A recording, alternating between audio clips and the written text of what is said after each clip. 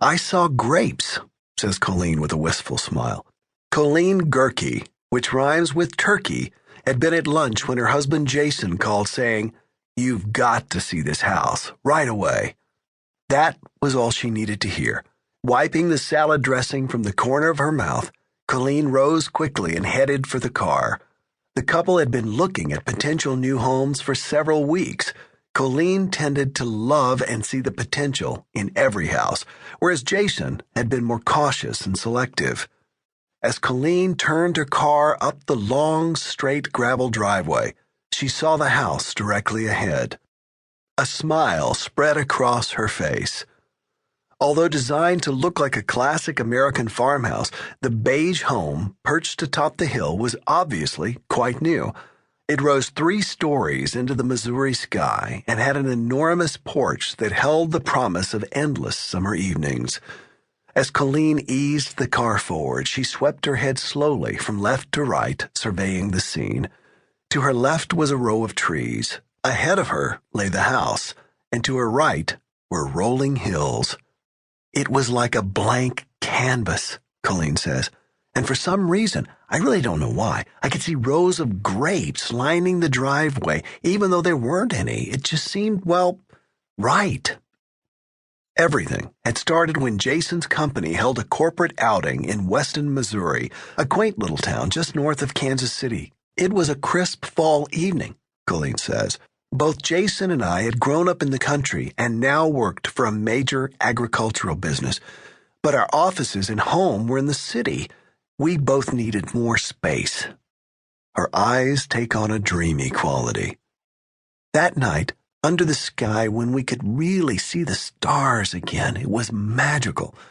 We decided to find a new home near Weston.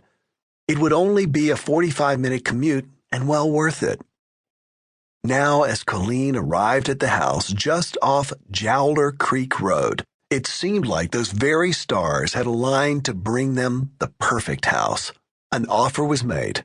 There were some brief negotiations, and then the Gurkeys closed on and moved into their new home. Their wonderful, peaceful, serene home nestled amidst 16 acres of dark, rich land. Once they had moved in and settled, the couple began to engage in one of their favorite hobbies, winemaking. Colleen had taken a winemaking class in college. I needed a class, she says, and it was either chemistry or winemaking. Now, I'm a 20-year-old college student, she says, putting her 2 hands out like bowls of an apothecary scale. Chemistry, she adds with a scowl, lowering her left hand about an inch, or a class where I get free alcohol plus college credit. Colleen smiles cheerfully and lowers her right hand nearly a foot, showing how easily the decision had been made. That first year in the house, we made wine in our basement, as usual, Colleen recalls with a smile. Jason and I love making wine together. It's a wonderful experience. We love making wine together, Colleen repeats, but growing the grapes. Her voice takes on a sacred quality. Growing the grapes is something we really enjoy. For Colleen and Jason, working in the vineyard to grow the grapes is magical. In the evenings after work and all day on the weekends, they would go together into the vineyard to tend their emerging crop. Sometimes they would listen to music or talk, but more often than not, they would work in silence, sensing the other person's closeness, savoring the thrill of sharing a common passion. As they heard only the wind and the music of chirping birds, Colleen and Jason watched their daily effort turn into a bountiful crop. It's so relaxing, Colleen says. Grapevines are like little kids. They go where you train them to go, so you're always twisting them and combing them. It's wonderful to see a stick you plant turn into a sprawling canopy of vines heavy with grapes.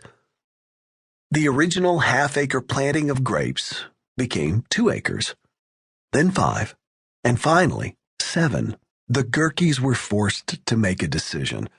Either sell their beloved grapes to other winemakers, hoping the buyers would give their wine the same love Colleen and Jason had provided,